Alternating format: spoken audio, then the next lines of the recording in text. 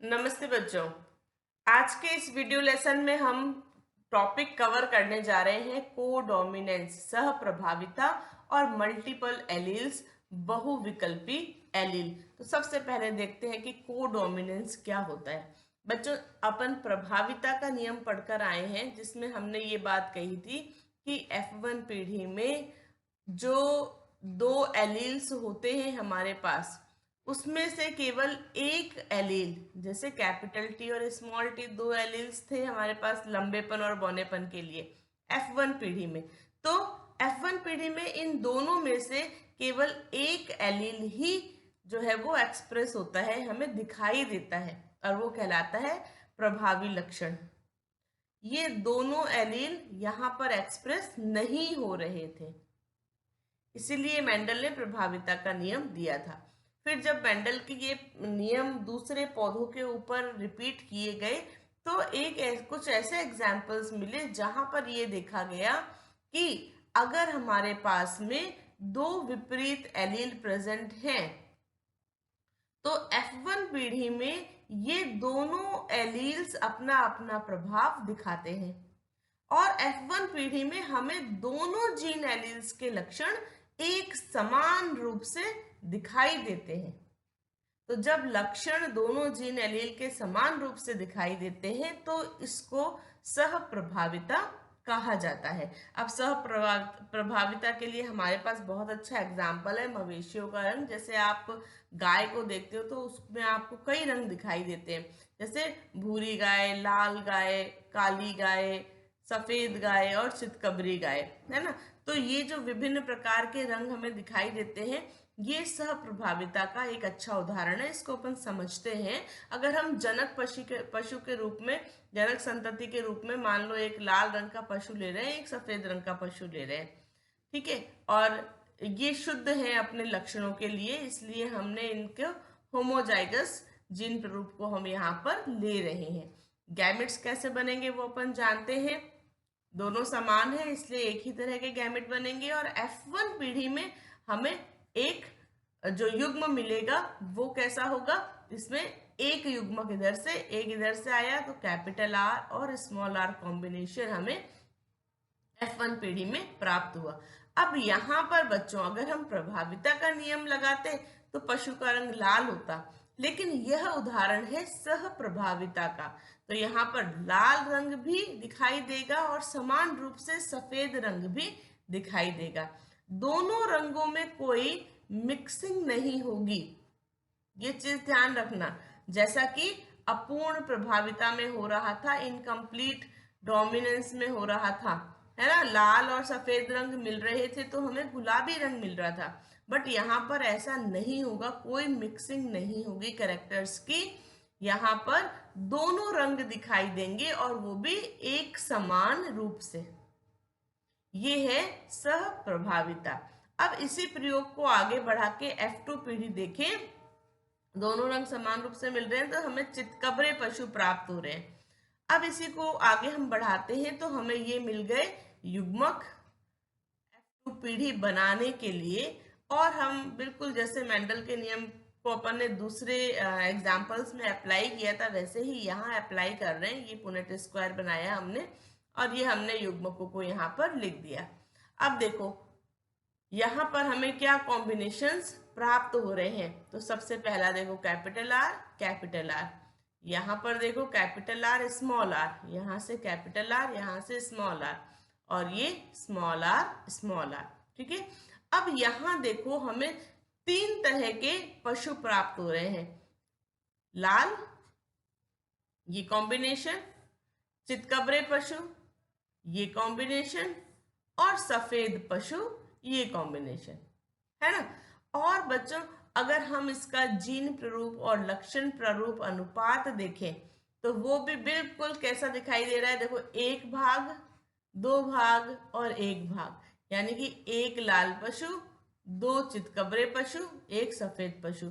और जीन प्ररूप अनुपात भी यही है, एक कैपिटल आर कॉम्बिनेशन, एक स्मॉल आर कॉम्बिनेशन, और दो भाग हमें कैपिटल आर और स्मॉल आर वाले कॉम्बिनेशन के मिल रहे हैं, ठीक है। तो लक्षण प्ररूप और जीन प्ररूप अनुपात दोनों समान रहेंगे सह प्रभाविता में, 1:2:1। क्लियर। तो ये है हमारा पहला एग्जाम्पल सह प्रभाविता का, मवेशियों का रंग। चलो अब हम चलते हैं एक और एग्जाम्पल से इसको समझते हैं। दूसरा एग्जाम्पल मैं ले रही हूं मानव में रक्त समूह। हम जानते हैं बच्चों, मानव का रक्त समूह ABO प्रकार का कहलाता है और ये एक जीन I से नियंत्रित होता है। ये जो जीन I है, इस I जीन के 3 जीन एलील्स पाए जाते हैं, IA, IB और जो रेसेसिव है वो है स्मॉल I। और बच्चों ये जो जीन एलील्स हैं ये कैसे निर्धारित होते हैं?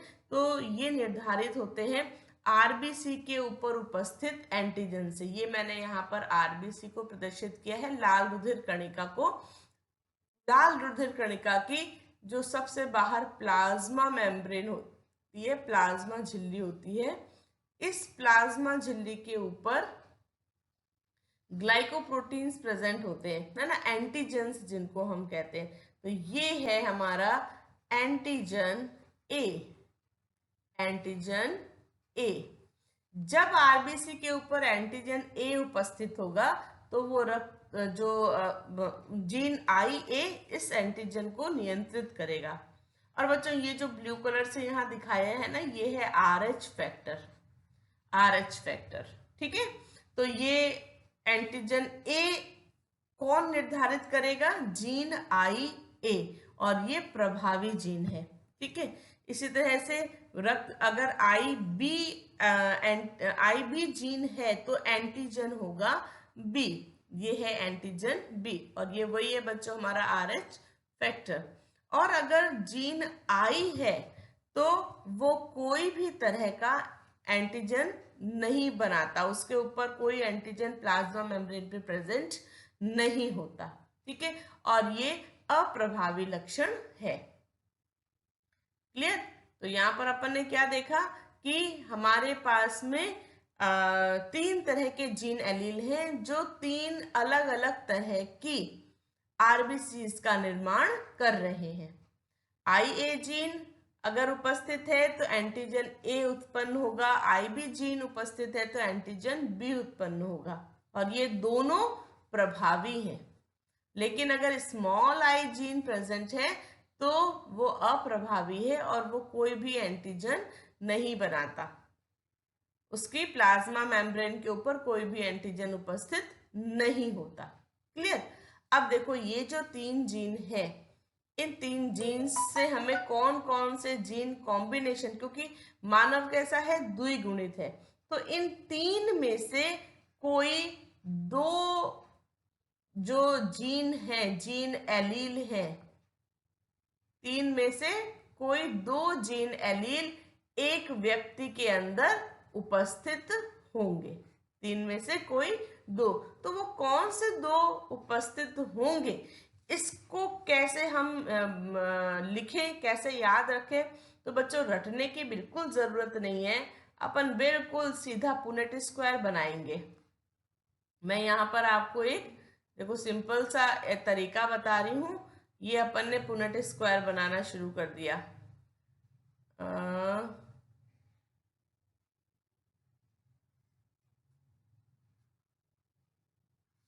इस तरह से, ठीक है। और इनके सारे कॉम्बिनेशंस हमें यहाँ पर लिख देने हैं। देखो ये थोड़ा सा,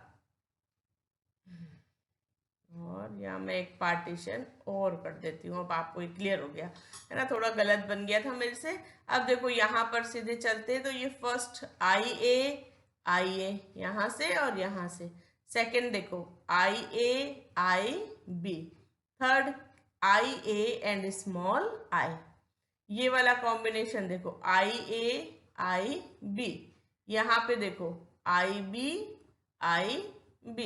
यहाँ पर IB और स्मॉल I, थर्ड कॉम्बिनेशन देखो IA small I, IB small I, और यहाँ पर स्मॉल I।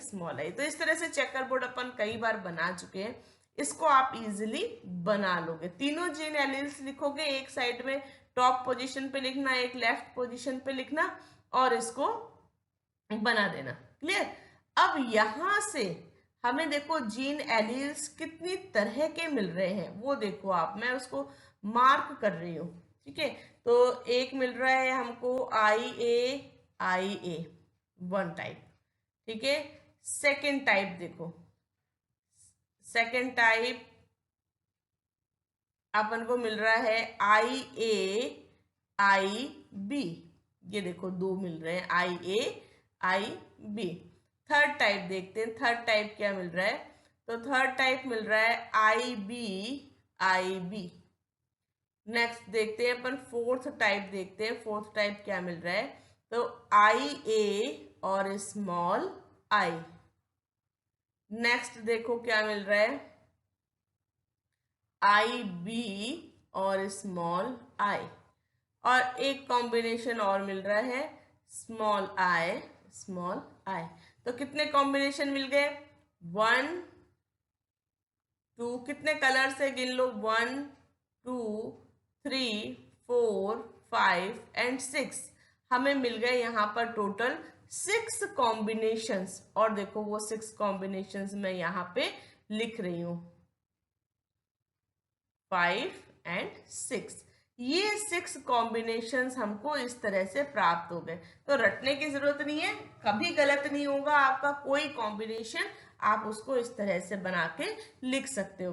अब ये जो कॉम्बिनेशन है जीन एलील्स के, 3 जीन एलील है और मैंने कहा था 3 में से कोई 2 जीन एलील ही एक व्यक्ति के अंदर उपस्थित होते हैं। तो अब देखो 3 में से 2 जीन एलील कौन कौन से हैं। पहला कॉम्बिनेशन ये है हमारे पास में। अगर ये स्थिति है कैपिटल IA तो व्यक्ति का जो रक्त समूह होगा वो होगा ब्लड ग्रुप A। सेकंड देखो IA स्मॉल आई, इस स्थिति में व्यक्ति का ब्लड ग्रुप वापस A होगा। क्यों, क्योंकि मैंने कहा था ना आपको IA कैसा है, ये प्रभावी है और स्मॉल आई अप्रभावी है। तो यहाँ पर भी हमें कॉम्बिनेशन मिल गया A का। थर्ड देखो IB यहाँ पर रक्त समूह हो जाएगा B। फोर्थ कॉम्बिनेशन देखो IB और स्मॉल आई, तो यहाँ पर IB प्रभावी गुण उपस्थित है इसलिए रक्त समूह होगा B। फिफ्थ कॉम्बिनेशन देखो, ये जानना बहुत जरूरी है क्योंकि यह सह प्रभाविता को प्रदर्शित कर रहा है। अभी तक ये जितने भी हमने देखे थे वो क्या थे, प्रभाविता। सह प्रभाविता का उदाहरण है रक्त समूह AB। यहाँ पर बच्चों क्योंकि IAB प्रभावी है और IB भी प्रभावी है, दोनों प्रभावी हैं, इसलिए ये दोनों जो है वो एक्सप्रेस हो जाते हैं। और जब दोनों एक्सप्रेस हो जाते हैं तो RBC का निर्माण कैसा होता है वो देखो, ये हमारी RBC है रक्त समूह AB के लिए। और यहाँ पर हमें एंटीजन A भी मिलेगा और एंटीजन B भी मिलेगा और ये तो हमारा RH फैक्टर है। ठीक है, तो ऐसी RBC बनती है जो दोनों तरह के एंटीजन्स बनाती है और ये कहलाता है रक्त समूह AB। क्लियर, ये सह प्रभाविता का बहुत अच्छा उदाहरण है। और देखो यहाँ पर रक्त समूह मिलेगा O क्योंकि ये दोनों अप्रभावी लक्षण है और कोई भी एंटीजन नहीं बनेगा यहाँ पर। क्लियर, तो इस तरह से बच्चों ये जो है सह प्रभाविता रक्त समूह AB के द्वारा प्रदर्शित की जाती है। आगे चलते हैं। और मल्टीपल एलील्स, बहुविकल्पी एलील, हमारा जो मानव का रक्त समूह है इसका निर्धारण जैसा कि अभी अपन पढ़कर आए एक आई जीन के द्वारा होता है। और ये जो हमारा जीन आई है ये 3 एलील्स के रूप में उपस्थित होता है। इस जीन आई के 3 अलग अलग रूप उपस्थित होते हैं, IA, IB और स्मॉल आई। तो मानव का रक्त समूह का निर्धारण एक ही जीन के 3 एलीलों द्वारा किया जाता है। अब ये 2 से ज्यादा है इसलिए हम इसको क्या कहते हैं, बहुविकल्पी एलील्स। तो यहाँ पर आपको इतना ही याद रखना है कि बहुविकल्पी एलील्स क्या है, जब एक जीन के दो से ज्यादा रूप यानी कि दो से ज्यादा एलील्स पाए जाते हैं तो वो मल्टीपल एलील्स का एग्जाम्पल कहलाता है। तो इसके साथ में आज के इस वीडियो लेसन के दोनों टॉपिक कवर होते हैं। आशा करती हूँ ये आपको समझ में आए होंगे और फिर मिलते हैं नेक्स्ट वीडियो लेसन में।